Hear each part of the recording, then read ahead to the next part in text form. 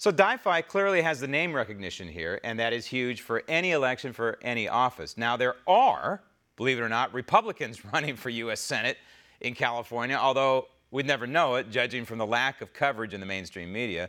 But one of them is a woman by the name of Erin Cruz, who would be pretty much the antithesis of DiFi if elected to Congress. Joining me now from Southern California, candidate for United States Senate, Erin Cruz. Erin, you just heard from De Leon. We know all about Dianne Feinstein and her, I don't know, 6 or 7 terms in the United States Senate. Right. It's 6 of one, half a dozen of the other in terms of radicalness. But the bottom line is this. Feinstein and or De Leon, whoever would be in Congress in the United States Senate as a Democrat, would only try and run interference for what's happening in your state, in California. Right. That is Governor Moonbeam and his lawlessness. Right. And so what would your mission be? Well, like you said about De Leon and Feinstein, they're undermining. Well, actually, I'll back up to what De Leon said. We do need new leadership. We need De Leon out of office. We need Dianne Feinstein out of office. We need people in office who will support our president. And for me, that's what I see my mission as.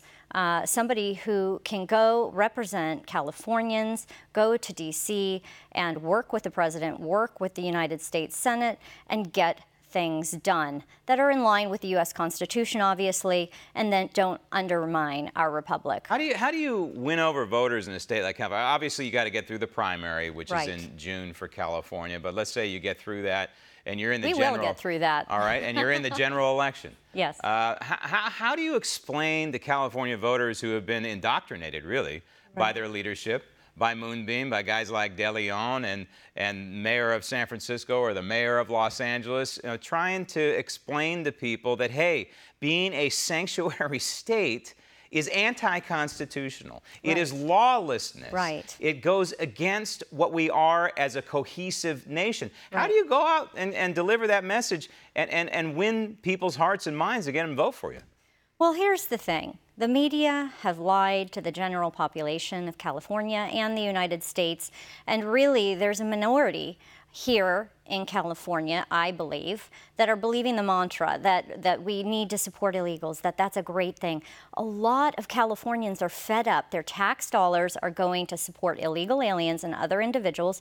They're tired of the corruption. They're tired of the lawlessness. And some of them are even disgruntled Democrats, if you will. They're tired. They're not progressives. They're not liberals. Yeah, and some of them are even Hispanics. They are Hispanics. They are Hispanics, actually. And so if we talk to the individuals who are tired of the corruption, they want their tax dollars spent appropriately. They have good ideas. They want a senatorial representative that'll go to D.C. and work for them and let them know that I'm here, that I'm willing to listen. I believe that'll resonate with a lot of Californians. All right, you mentioned the president. He visited Southern California, went down to the wall prototypes just this week. And there was a ton of protest in Southern California, I think basically all the way up and down the freeway between San Diego and Los Angeles, typical California, out there with their placards and their blow-up dolls of Donald Trump and all this kind of stuff. Again, it doesn't represent all of California. No, it certainly doesn't represent you. Because you were there, were you not, participating in support of what the president was trying to do? Absolutely, I was there. The energy was extremely positive. People celebrating rule of law and Donald Trump's visit to California, and it was an extremely positive environment.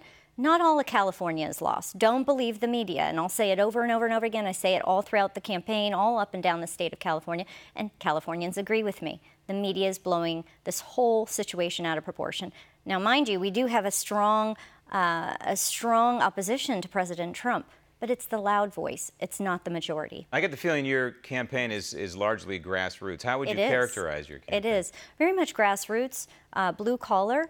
I have many people on the ground, believe it or not, many supporters up in San Francisco, Sacramento, along the coastal regions, LA, and San Diego.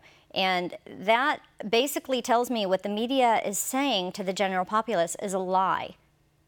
Every place that they say that blue has a stronghold has the most individuals who want to support actual change, get a Republican, a rule of law, constitutional conservative in office and send her to D.C. to be their voice. We're just not necessarily hearing them Right, because the mainstream media is not reporting it. Right, correct. We will on this program, and that's why we give you a voice too. Absolutely. Now, you seem relatively on the younger side, at least compared to me. How are you qualified, uniquely qualified, to become the Republican candidate for U.S. Senate in California? Well, you know, my background is varied. I am middle-aged. I have 2 grown children. I have a business administration and accounting background, as well as policy analysis, interpretation, and immigration background. I'm also a published author. I'm an activist. And so I've written a book, and it's called Revolution America, and it basically takes 20 years of my life, and it's a 4-part series, and I talk about communication. I mean, I have a strong background. I'm a patriot. I'm a God-fearing citizen. I'm a mother. I'm also a widow. I've been through and seen Obamacare's horrific acts on American citizens, such as myself. I need to see change in D.C. for myself, for my family, for future generations.